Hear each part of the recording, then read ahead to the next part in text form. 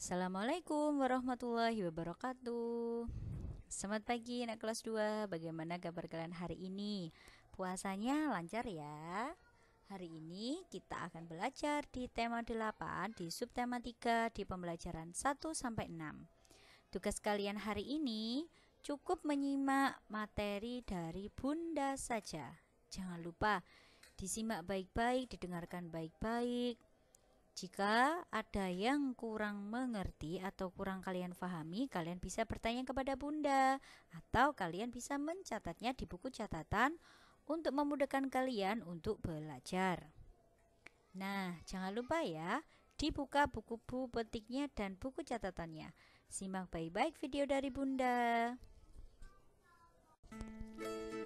Di pembelajaran 1, kita belajar penggunaan huruf kapital pada teks. Nah, kalian pasti sudah hafal sekali huruf kapital. Ingat, huruf kapital dapat kita pakai sebagai huruf pertama pada awal kalimat. Contohnya, para siswa mengikuti upacara bendera. Titik. Kata para, P-nya menggunakan huruf besar atau huruf kapital karena ia adalah huruf pertama pada awal kalimat. Selain huruf kapital juga dipakai pada huruf pertama, nama orang, serta penulisan dan kata ganti untuk Tuhan. Contohnya yaitu, Nina selalu berdoa kepada Tuhan.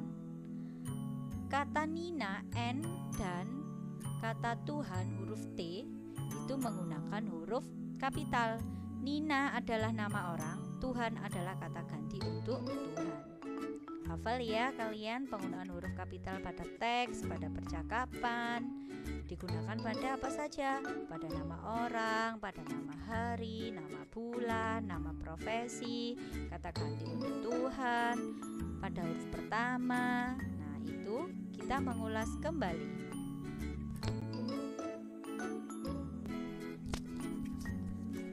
Selanjutnya kita belajar tentang waktu. Kesetaraan satuan waktu yaitu kita belajar dari awal dulu ya, minggu dan hari.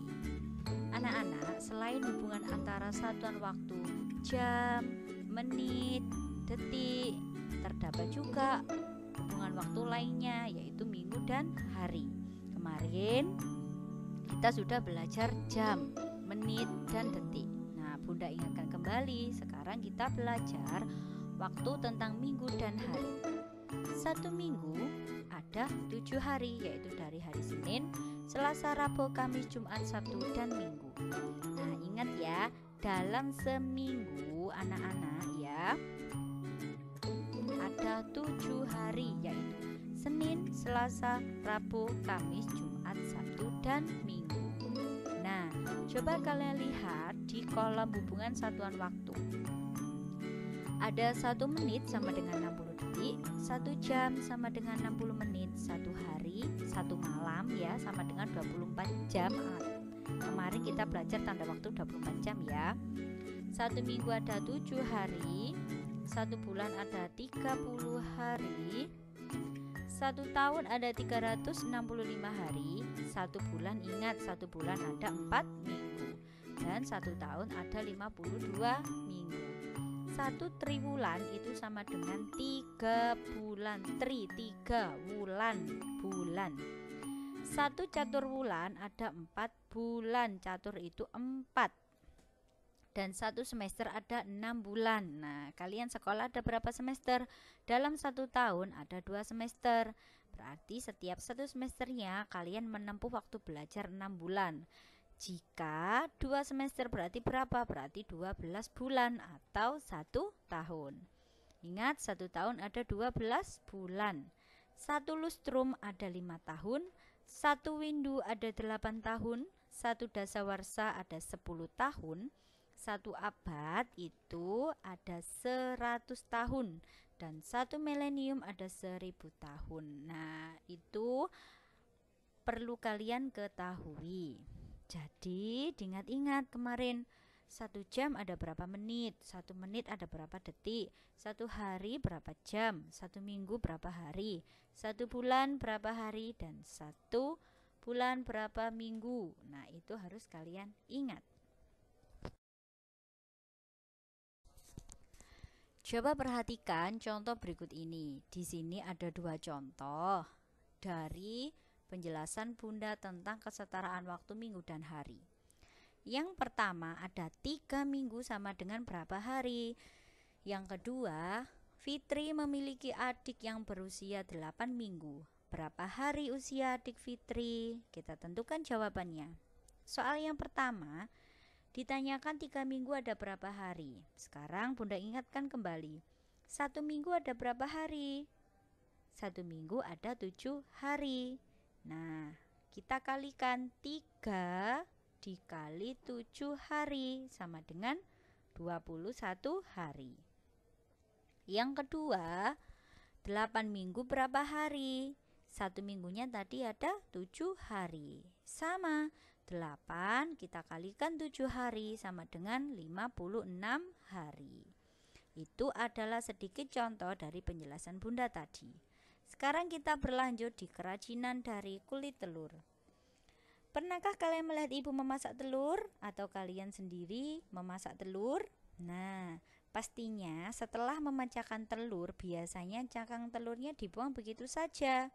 Sebenarnya anak-anak, cangkang telur itu bisa kita manfaatkan kembali, contohnya yaitu sebagai bahan untuk kerajinan.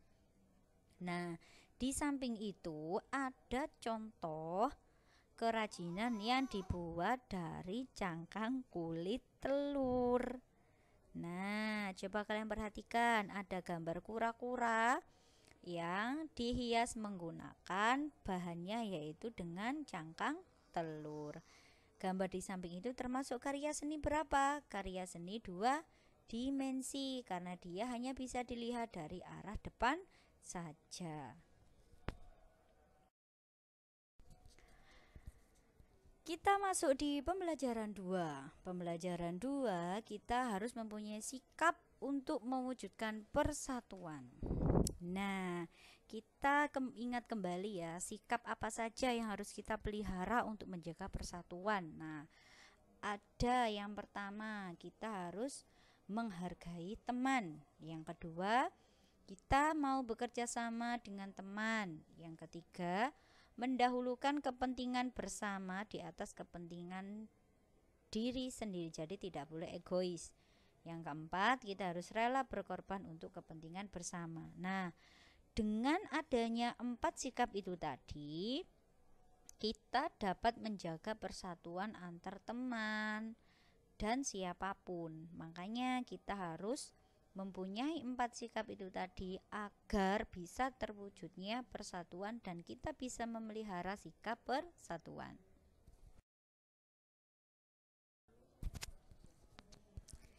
Kita kembali lagi di penggunaan huruf kapital.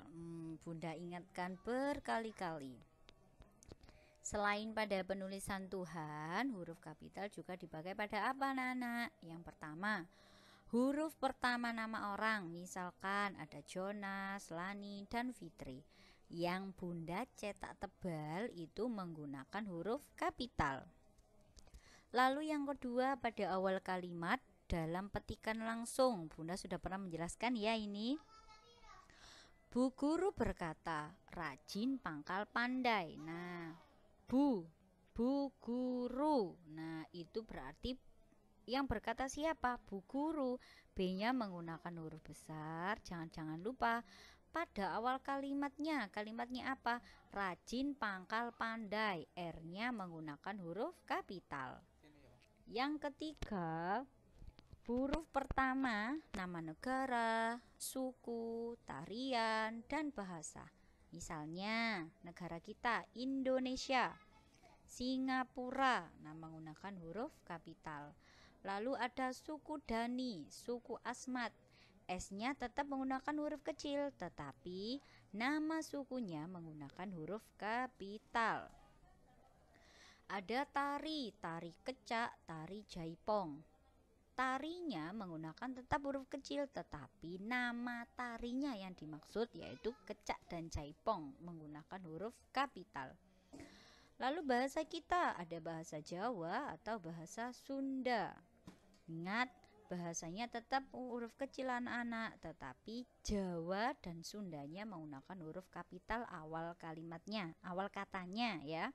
Karena itu menunjukkan identitas bahasa kita, bahasa negara atau bahasa suku itu sendiri. Yang keempat ada huruf pertama nama bulan, nama hari, dan hari besar. Ini dari awal pertama kali Bunda menjelaskan, Bunda sudah menuliskan, mencatatkan ya. Contohnya ada Desember, April, hari Senin, hari Kamis, atau hari raya Nyepi, hari raya Idul Fitri. Lalu ada lagi, ada huruf pertama pada nama tempat, tempat wisata, atau nama wilayah seperti Jakarta, Makassar, atau Danau Toba, Gunung Merapi, Provinsi Bangka, atau Kecamatan Bangsal seperti rumahnya Bunda Yuni. Nah, itu sekilas Bunda menjelaskan kembali huruf kapital itu digunakan pada penulisan apa saja.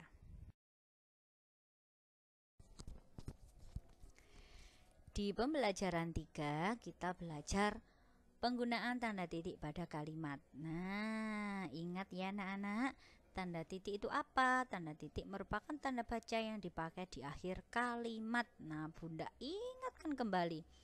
Fungsi tanda titik apa kemarin? Sebagai pemisah antara satu kalimat dengan kalimat yang lain. Tetapi tanda titik juga digunakan pada penulisan waktu. Untuk apa fungsinya? Untuk memisahkan antara jam dan menit. Nah, di sini kita belajar kembali menggunakan tanda titik pada kalimat. Tanda titik dipakai dalam kalimat pernyataan atau kalimat yang lain. Nah, selain itu juga dipakai dalam singkatan nama orang ya. Misalnya ada M Hasan, M titik Hasan, M berarti Muhammad bisa jadi, atau A titik Yani, Ahmad Yani, dan W titik R titik Supratman ya, Wage Rudolf Supratman, itu bisa dipakai dalam singkatan. Nah, apakah kalian masih ingat di dalam depan nama rapot kalian ada kadang nama terlalu panjang, nah belakangnya itu biasanya Bunda singkat karena tidak cukup itu boleh, atau di depannya juga boleh. M, A itu disingkat menjadi Muhammad, disingkat menjadi M, atau A disingkat menjadi A juga tidak apa-apa, asalkan setelah ada singkatan itu diberi tanda titik. Nah, di sini ada tabelnya. Yang pertama sebelum disingkat dan sesudah disingkat. Nah, yang sebelum disingkat tadi apa? Muhammad Hasan, sebelum disingkat lengkap Muhammad. Sesudah disingkatnya yaitu M titik Hasan. Yang kedua ada Ahmad Yani, sebelum disingkat. Sesudah disingkat ada A titik Yani. Nah, sebelum disingkat ada tadi yang ketiga, Wage Rudolf Supratman. Ya, sesudah disingkat menjadi W titik R titik Supratman.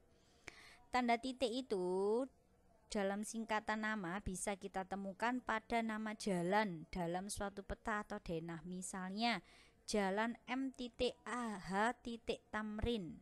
Ya, ada lagi Jalan Brawijaya atau Jalan R titik A Kartini, nama-nama pahlawan. Nah, seperti itu. Atau ada lagi Jalan H titik R titik Rasuna Said. Nah, atau Jalan A titik Yani. Nah, seperti itu. Penggunaan tanda titik tidak selalu pada kalimat atau penulisan waktu. Pada singkatan nama orang juga bisa dan nama jalan. Tadi kita sudah belajar kerajinan dari kulit telur. Sekarang ada kerajinan dari bahan bekas. Nah, barang bekas banyak kita jumpai dimanapun. Barang tersebut tidak akan memiliki manfaat jika kita tidak dapat mengolahnya dengan baik dan berguna kembali. Oleh karena itu anak-anak, barang bekas harus kita manfaatkan agar memiliki nilai kegunaan ya. Jadi kita bisa memanfaatkan barang bekas agar berguna kembali dan memiliki nilai serta kegunaannya. Di sini ada contohnya. Yang pertama ada dari sendok plastik. Nah, bisa kita gunakan ya, kita gunakan kembali, kita olah kembali dengan baik menjadi lampu. Yang kedua ada dari botol bekas minuman ale-ale. Nah, kita bisa membuatnya menjadi bunga. Lalu yang ketiga ada botol bekas, kita gunakan menjadi tempat pensil, kita hias. Nah, semua barang-barang itu bisa berguna kembali jika kita bisa mengolahnya dengan baik. Dan kita bisa memanfaatkannya agar memiliki nilai kegunaannya. Tadi di awal kita belajar mengubah minggu menjadi hari. Sekarang kita yang kedua belajar mengubah satuan hari menjadi minggu. Bunda ingatkan kembali bahwa 1 minggu sama dengan 7 hari. Coba perhatikan contoh berikut. Di Sunrise Mall terdapat pameran buku yang berlangsung selama 28 hari. Berapa minggu pameran buku itu berlangsung? Nah, kita mencari jawabannya bersama-sama. Pameran buku itu berlangsung selama 28 hari. Berapa minggu ya Bunda? Nah, kita ingat kembali, 1 minggu itu sama dengan 7 hari. Nah, di sini sudah diketahui harinya ada 28 hari. Tetap tadi ya, yang contoh pertama, mengubah minggu menjadi hari itu kita kalikan. Tetapi ketika kita mengubah hari menjadi minggu, kita bagi. Berarti 28 hari dibagi 7 hari. Nah, 28 dibagi 7 ada 4. Nah, itu 28 dibagi 7 ada 4. 4 hari apa 4 minggu? 4 minggu. Nah, kalau kalian kurang yakin dengan jawaban, kita hitung kembali. Tadi 28 dibagi 7 sama dengan 4 minggu. Nah, sekarang kita kembalikan lagi. 4 dikalikan 7 ada berapa? Ada 28. Berarti 4 minggu ada berapa hari? Ya 4 dikali 7 sama dengan 28 hari. Seperti itu anak-anak. Jadi kita tinggal membolak-balikan saja. Jadi pameran buku di Sunrise Mall itu berlangsung selama 4 minggu sama dengan 28 hari.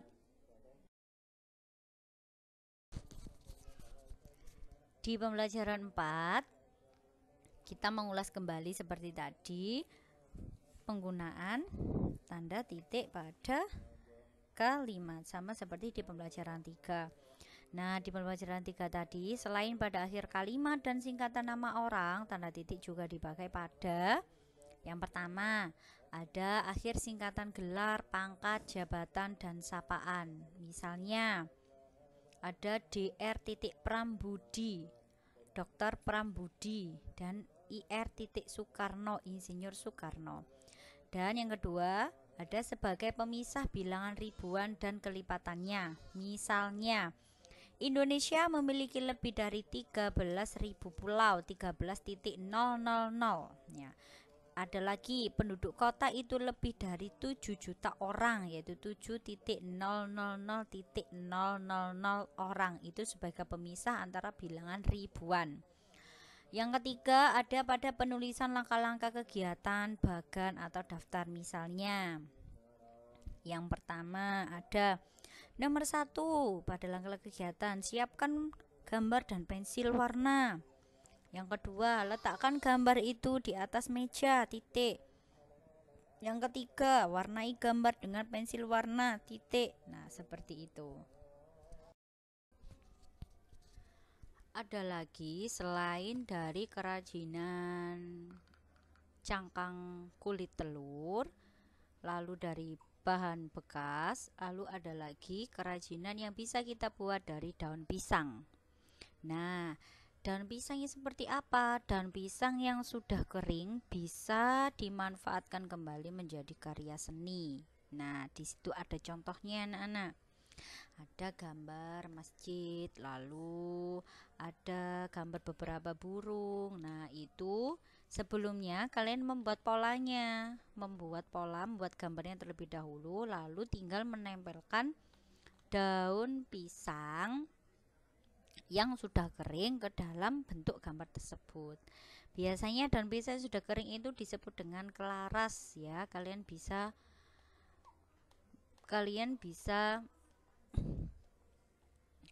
menyebutnya dengan kelaras biasanya. Nah, jenis kerajinan ini termasuk karya seni 2 dimensi karena hanya bisa dilihat dari arah depan saja.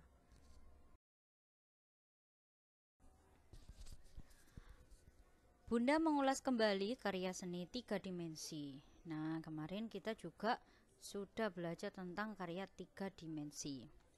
Nah, karya seni ada yang 2 dimensi dan 3 dimensi. Kenapa disebut 3 dimensi? Karena memiliki 3 unsur, ya. Ada panjang, lebar, dan tinggi. Nah, kalau Bunda menanyakan apa yang dimaksud karya seni 3 dimensi, yaitu karya seni yang memiliki panjang, lebar, dan tinggi.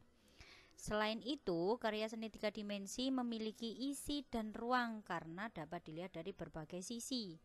Nah, karya seni ini mudah kita jumpai karena bisa digunakan menjadi hiasan ruangan dan ada pula yang memiliki fungsi tertentu. Misalkan di sini ada contohnya, ada patung, lampu, dan kursi. Nah, semuanya itu bisa menjadi hiasan ruangan atau memiliki fungsi tertentu seperti kursi dan lampu, patung sebagai hiasan ruangan. Nah, contoh di bawah ini adalah contoh karya seni 3 dimensi karena dia mempunyai panjang, lebar, tinggi, memiliki isi dan ruang dan bisa dilihat dari segala arah. Yang kedua yaitu ada unsur rupa karya seni 3 dimensi. Nah, karya seni 3 dimensi itu banyak yang indah karena memiliki unsur rupa. Ada bintik, garis, dan bidang. Ya, ada lagi tekstur kemarin. Nah, bentuk warnanya juga beragam. Karya seni 3 dimensi itu berbeda dari karya 2 dimensi, ya. Karya seni 3 dimensi itu memiliki bentuk atau bangun seperti kubus, bola, kerucut, atau silinder. Nah, yang pertama yaitu unsur pertama bintik atau titik ya. Perhatikan contoh di bawah ini ya. Ada tempat topi. Nah, berbentuk apa? Silinder. Lalu ada lagi sebelahnya karya 2 dimensi, dia berupa lembaran kertas. Yang bawahnya ada mahkota, ada tempat perhiasan, ada pot tanaman. Itu merupakan 3 dimensi.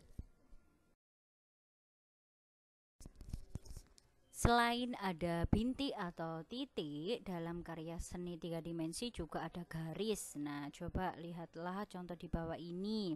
Ada contoh sandal, ada contoh lagi tas dari anyaman, nah atau seperti pot tanaman.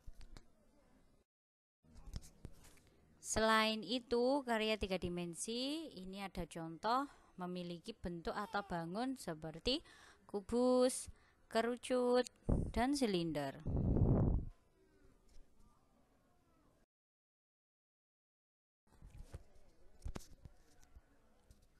Ada lagi karya seni 3 dimensi, unsurnya ada memiliki warna. Nah, karena warna merupakan unsur rupa yang penting pada karya seni 3 dimensi. Di sini ada beberapa contoh mainan. Nah, ini ada yang berwarna-warni. Nah, karya seni ini memiliki warna. Warna ini akan membuat orang itu lebih tertarik akan karya seni tersebut. Ada lagi yaitu unsur seni rupa karya 3 dimensi yang paling penting juga yaitu tekstur. Tekstur adalah rasa permukaan suatu benda atau permukaan suatu benda. Jadi ketika kita saat menyentuh benda itu, kulit kita merasakan sesuatu, bukan? Nah, ada bermacam tekstur, ada permukaannya yang terasa halus, kadang kasar, ada juga licin ataupun kenyal atau lembut. Nah, di sini ada contoh. Di situ ada gambar bebek. Nah, gambar bebek itu permukaannya apa? Permukaannya halus dan dia juga kenyal atau lembut. Nah, yang sebelahnya ada vas bunga. Vas bunga itu ketika kita menyentuhnya agak sedikit licin ya dan halus. Yang ketiga ada, ayo apa itu? Ada cobek atau layah, biasanya untuk memasak bunda-bunda kalian ya. Nah, ketika kita memegangnya terasa halus apa kasar? Nah, itu terasa kasar. Nah, itu adalah namanya tekstur. Jadi, ketika kita merasakan atau menyentuh suatu benda, kita pasti merasakan permukaan benda itu. Nah, itu yang dinamakan tekstur. Ingat ya, ada unsur karya seni 3 dimensi, ada titik, ada garis, ada bidang, ada warna, ada tekstur.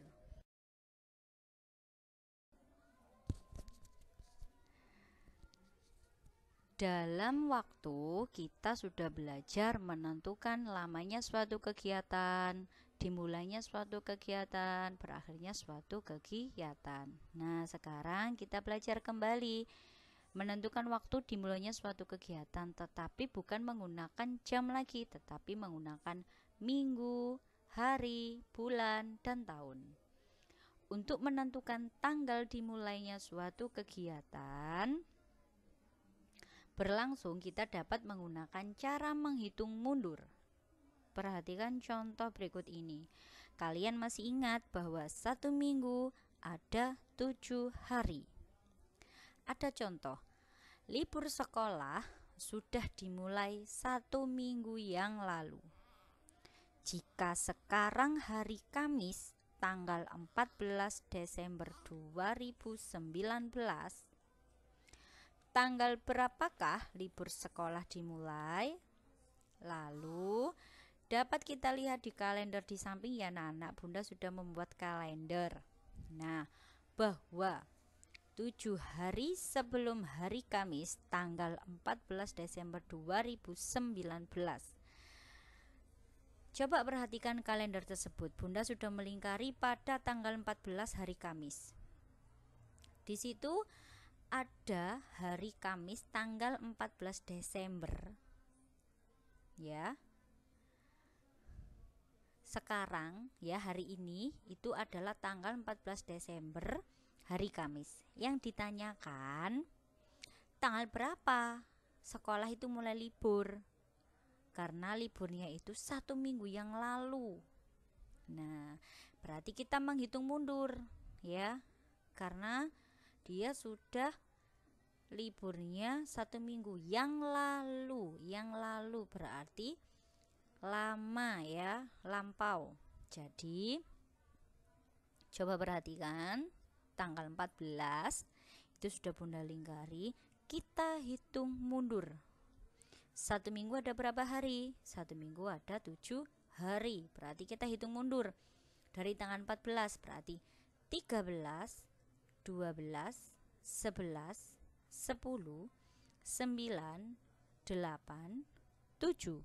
Nah, pada hari Kamis tanggal 7 Desember 2019, anak-anak dimulai libur sekolah. Jadi, libur sekolah dimulai hari Kamis tanggal 7 Desember 2019 dan berakhirnya pada tanggal 14 karena liburnya 1 minggu, seperti itu. Jadi kalian bisa menghitungnya mundur. Kenapa? Karena yang ditanyakan adalah yang lalu ya. Jadi sebelumnya ya, dimulainya suatu kegiatan berarti sebelumnya. Di pembelajaran 5 kita belajar persatuan dalam keberagaman. Ayo ingat kembali makna semboyan bangsa Indonesia kita. Kemarin ada perbedaan suku. Apa? Bhinneka Tunggal Ika. walaupun berbeda-beda tetapi tetap satu jua. Jadi bangsa Indonesia walaupun banyak sekali agama, banyak sekali perbedaan suku, tetapi kita tetap bersatu. Maka dari itu, masih ingat semboyan bangsa Indonesia apa? Bunda tuliskan di papan tulis, Bhinneka Tunggal Ika. Apa itu Bunda semboyan?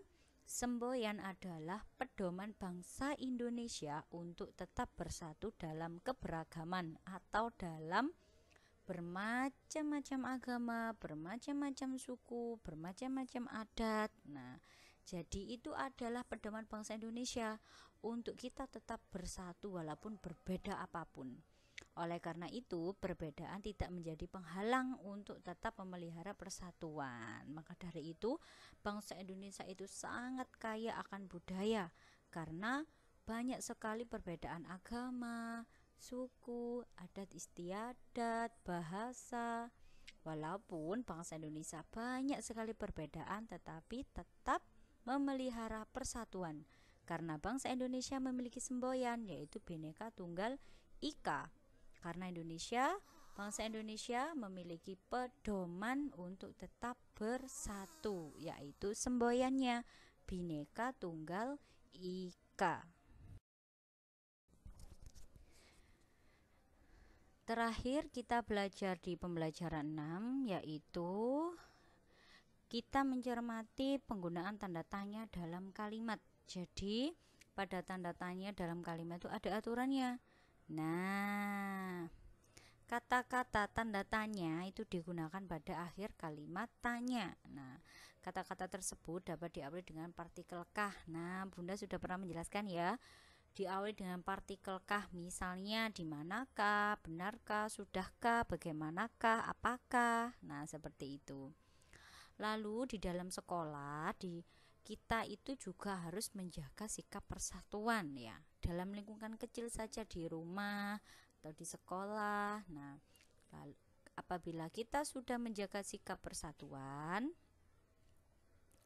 maka akan tercipta kerukunan dan manfaatnya banyak sekali. Apa? Yang pertama, kita dapat hidup berdampingan dengan rukun, dan yang kedua, tujuan bersama dapat kita raih sehingga menguntungkan banyak orang. Jadi kita harus bersikap bersatu atau kita harus memiliki sikap-sikap yang mewujudkan persatuan seperti yang Bunda jelaskan tadi. Karena itu sangat banyak sekali manfaatnya pada kehidupan kita, apalagi di lingkungan sekolah, di lingkungan rumah juga, dimanapun. Tadi kita belajar menentukan waktu dimulainya suatu kegiatan. Nah, sekarang berakhirnya. Ya, kalian sudah mempelajari cara menentukan dimulainya suatu kegiatan, yaitu caranya dengan seperti apa? Dengan menghitung mundur pada kalender. Nah, sekarang kita menentukan berakhirnya suatu kegiatan. Perhatikan contoh di bawah ini. 1 minggu lagi, Made dan keluarganya akan berlibur ke Bali. Sekarang hari Minggu, tanggal 17 Desember 2019. Hari apa dan tanggal berapakah Made dan keluarganya akan berlibur? Nah, Bunda ingatkan kembali bahwa 1 minggu ada berapa hari? 7 hari. Kita dapat menghitung maju 7 hari setelah hari Minggu, tanggal 17 Desember. Sekarang coba perhatikan kalender yang sudah Bunda buat. Coba perhatikan pada tanggal 17, pada hari Minggu tanggal 17. Bunda lingkari. Nah, sekarang adalah hari Minggu tanggal 17 Desember. Nah, rencananya Made dan keluarganya 1 minggu lagi akan berlibur ke Bali. Lalu tanggal berapa ya dan hari apa Made akan berangkat? Nah, 1 minggu ada berapa hari? 7 hari. Nah, kita menghitungnya bukan mundur tetapi maju, karena yang ditanyakan adalah berakhirnya suatu kegiatan, karena kita sudah tahu sekarang hari berapa, sekarang hari apa, dan berapa lama.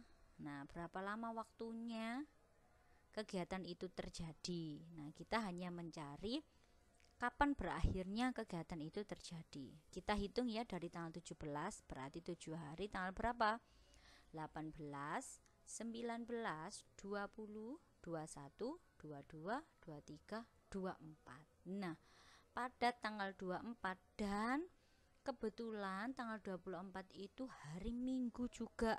Nah, jadi pada hari Minggu tanggal 24 Desember tahun 2019, Made akan berlibur ke Bali.